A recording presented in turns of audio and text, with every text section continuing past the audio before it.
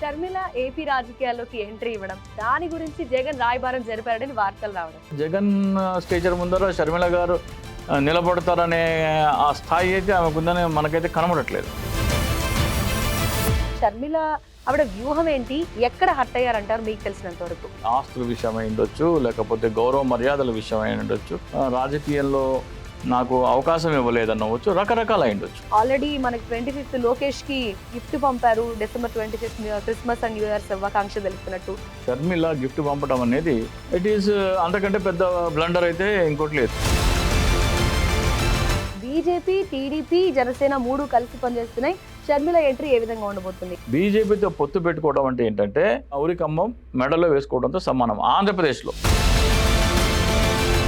JD Lakshminarayana party పెట్టడం, JD Laxman గారు కొత్త కాన్సెప్ట్ తీసుకొచ్చారు. నాకు ఓటు ఏమని నేను అడగట్లేదు. ఇది చాలా చాలా చాలా అంటే ఎంతో విశాల హృదయం ఉన్న వాళ్ళు మాత్రమే మాట్లాడతారు.